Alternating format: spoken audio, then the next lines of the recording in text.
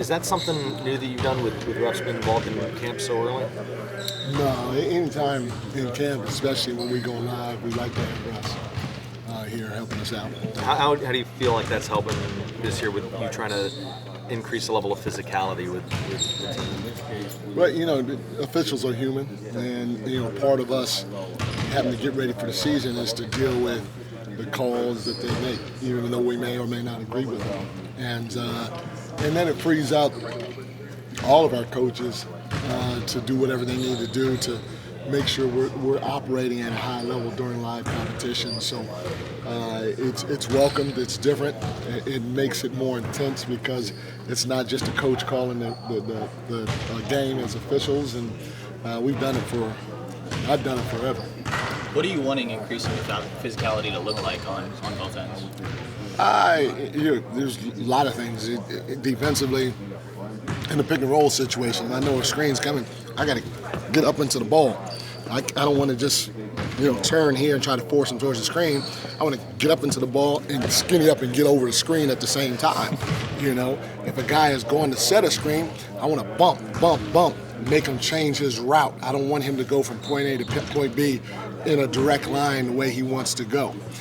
Those are a couple of examples on the defensive end. Offensively, I want to run. If somebody tries to do that to me, I want to run through it. I want to go set a hard, solid screen to get a teammate open. Those are a couple of examples. The biggest thing for us, though, on the defensive end of the floor is we're not a big team, especially when it comes to our starting five, which means we all have to do a great job of protecting the rim together. And that means if somebody gets beat on a drive and I'm on the weak side, I got to get my behind across and I got to take a hit. I got to take a charge. I don't care how big or small. I got to get ran over for the team so we can go the other way with it. Or if I'm late, I got to go vertical and take that hit in the chest. Fox and Jason's offense, by the way. What's that? How's Jason's offense?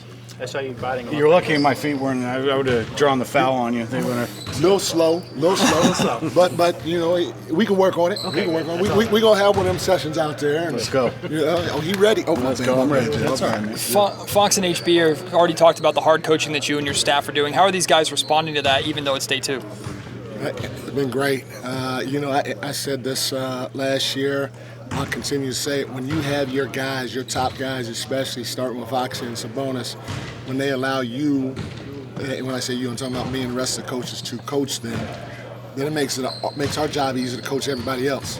And so we're not going to treat them any different just because they're quote-unquote superstars.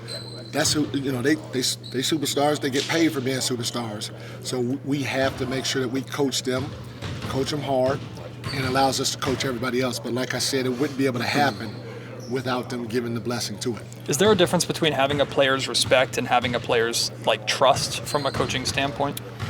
I think it's basically the same thing. I think respect and trust kind of go hand in hand, because usually you don't respect somebody if you don't trust them to a certain degree. You may not fully trust them, but you trust them to a certain degree, and so I think they go hand in hand. This first week before the preseason schedule kind of gets underway on Sunday, what is it that you're most honing in on? The level of physicality. I'm going to keep harping on it because, like I said, we have to start right now. It can't be something that we try to figure out come playoff time, because then it'd be too late. How Mike, much what's is your JaVale's? philosophy on having training camp here in Sacramento compared to other teams that may have it, in San Diego and Colorado? Just what's your thought process on that? I got to give our ownership group credit, starting with Vivek. He putting his money where his mouth is, or did I say that right, or his mouth where his money is? No, you said it right. Money where his mouth is. Whatever. Okay, it's all the same. Some kind of money now.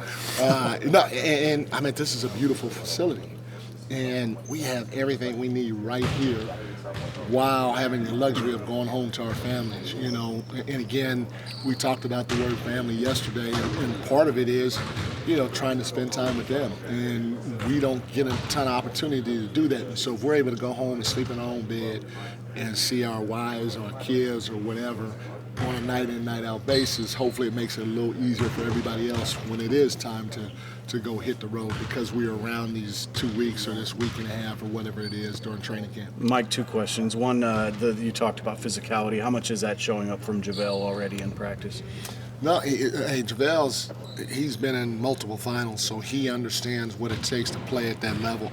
The one thing JaVale probably is going to have to get used to, and he can do it, but is to play fast, not most possessions, but every possession. And we're going to continue to push him to do that on both sides of the ball. But his length, his size, like he's not just long and skinny.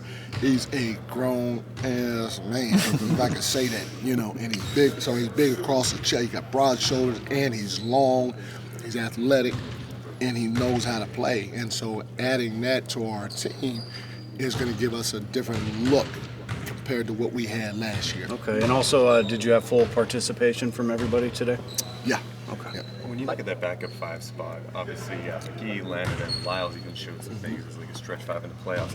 Like, how do you view utilizing that? Is it going to be based on matchup, or are you leaning more toward defense? Like, how do you look at that backup 5 spot? No, we're going to go with who we go with at the end of the day, and we're going to rock with that. And obviously, you guys know, I'm not afraid to make a change if I need to, and so if I feel like we need to make a change, we will. But it's whatever gut feel we have at that time, or whatever success we had in the past at that versus that team at the time. Mike, you talked about having practice here, training camp here, but how does that translate to the regular season? Because I know this last season, you guys were great on the road, 25 wins on the road, but one of your best ways to improve is to get better at home with only 23 wins. How do you get that, push that message?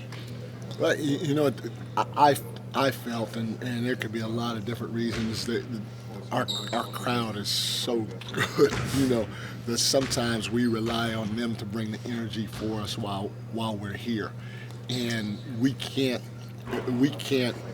go into any home game thinking that, okay, hey, we could turn it up at the end because we're at home. We're used to these rims, or the crowd's going to give us that extra energy. We have to have an appropriate fear, that same appropriate fear for whoever our opponent is at home, like on the road. On the road, you're going into somebody else's building. It's a funky environment. You're probably locked in a little bit more because you're not, staying up till 10 o'clock with the kids and then watching a movie till midnight with your wife or something like that, or going to have dinner with your boys and stay. So it's probably a little bit different on the road because our team is great in terms of focusing with their time but having that appropriate fear, no matter who we play at home, is going to be big for us, and just let all the other things come as they come. Speaking of the crowd, home opener against the Warriors, how much are you already, or just addressing and working on specific things that you faced from the Warriors in the playoffs versus more just broad? The Warriors, they were NBA champions last year, so they taught us a lot. And so some of the adjustments that we're making this year on both sides of the ball are because of that series. And, when you experience playing the world champions in the playoffs in a 7-game series, you learn a lot about yourself. And I felt we did last year, and hopefully we can have some carryover to it this year. It looked like you had 1s and 2s out there today. Did you guys scrimmage, and if so, what'd that look like? Yeah, no, we knocked heads yesterday. We did it today, and we'll continue to do it throughout the course of camp. And I thought we were a little bit better today than what we were yesterday, and that's what makes it fun. One of the things that we did, we did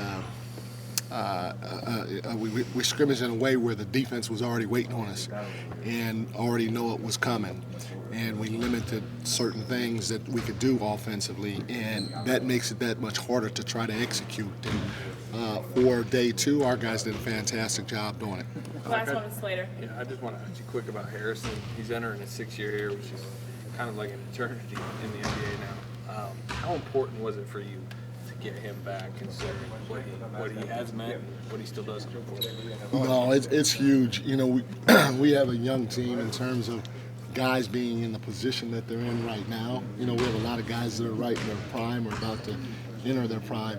And so for a guy like HB, who's already been there and done that for a few years, it's great for younger guys or guys that are new to their roles to be able to sit back and observe him, not only on the floor, offensively and defensively, but even off the floor, how he carries himself, how he interacts with you guys, how he interacts with people on the road and all that. So his presence alone has been a calming effect for all of us, and we really appreciate that on top of his basketball play.